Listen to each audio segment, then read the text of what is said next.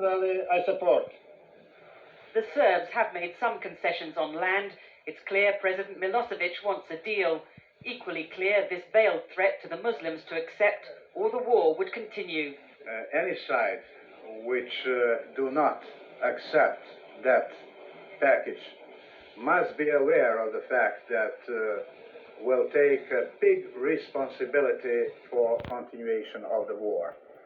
As the details of the plan were at last made public, UN officials were almost overwhelmed in a scrum of reporters, anxious to ascertain the exact division of the spoils in Bosnia.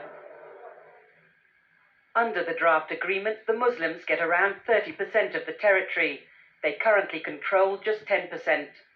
The Croats get about 18% of the country, slightly less than they now control, while the Serbs get the lion's share, about 52%.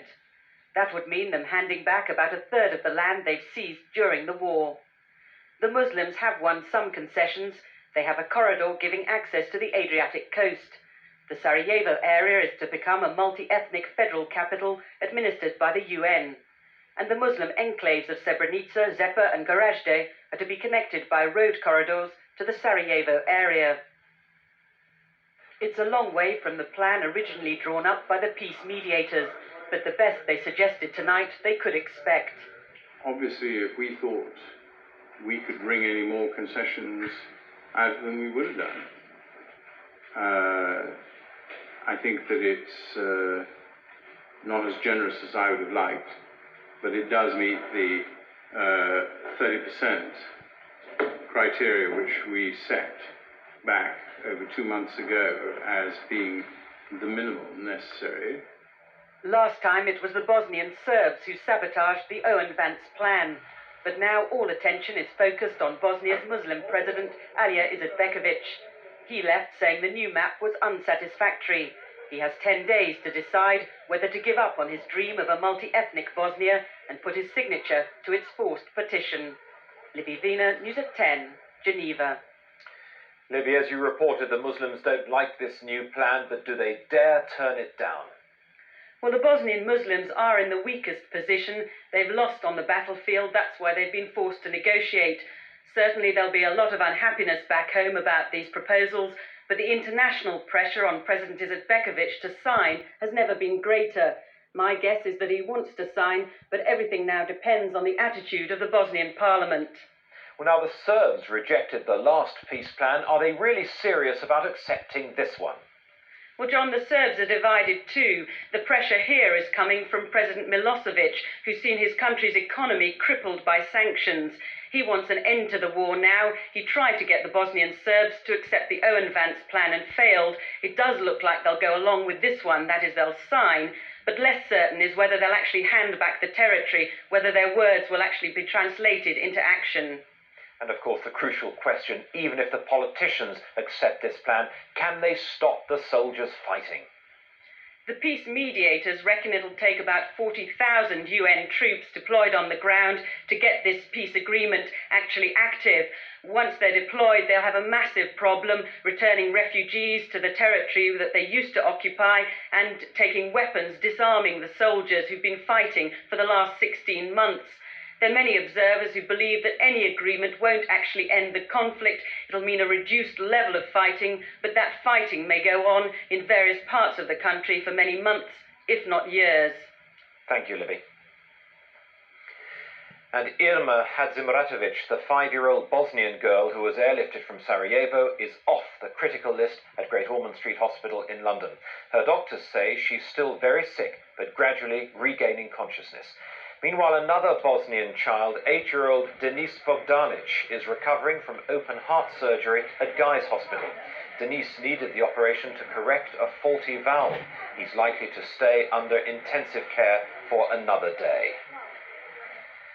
Ex-King Constantine of Greece ignited old popular passions in his homeland today when he went ashore from his yacht to buy provisions.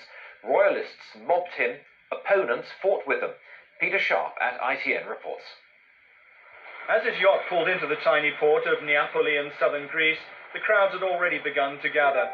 The former monarch had promised the government he would bypass the well-wishers But this afternoon, angry at the harassment he says he's suffered at the hands of the Greek Navy, he stepped firmly ashore to be greeted by a crowd of enthusiastic royalists.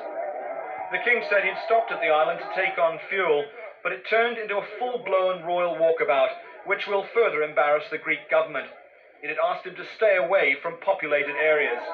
But I think it's quite clear to me now why the missile boats were brought in and why the airplane buzzed my boat, because they realized that so many people were coming to see me, and so they wanted to prevent that. That's quite obvious.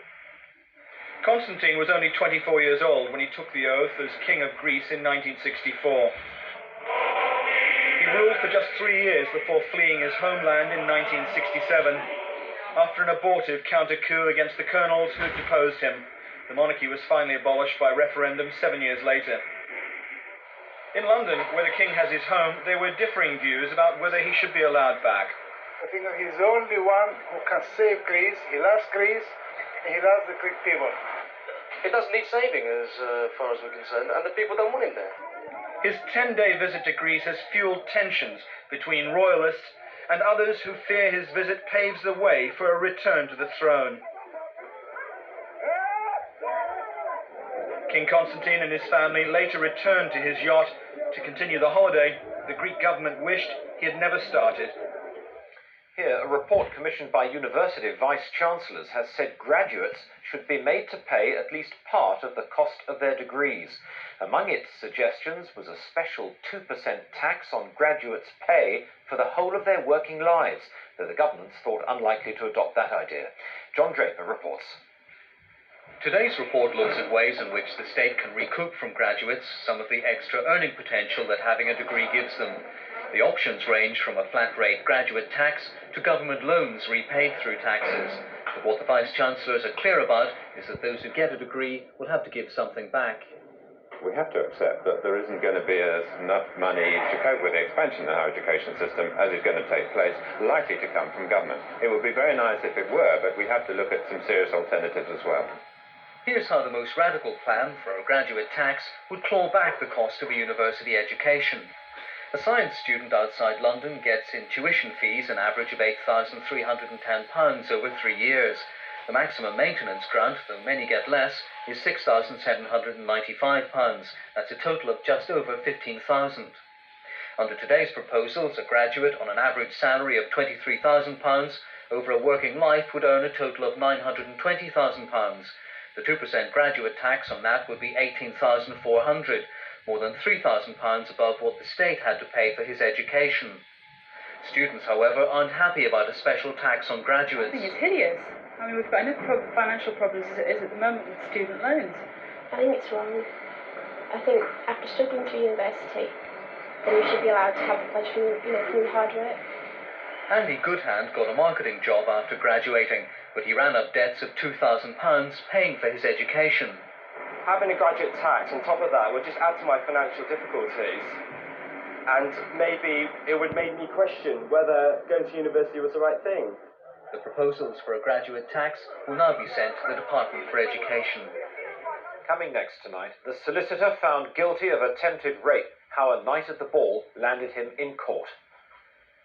The rocket boost to space science, why the future lies in flying sideways.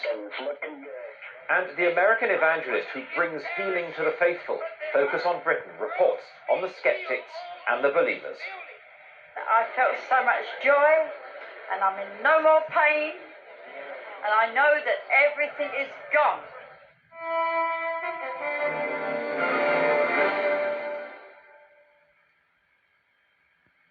Surely you can't have a special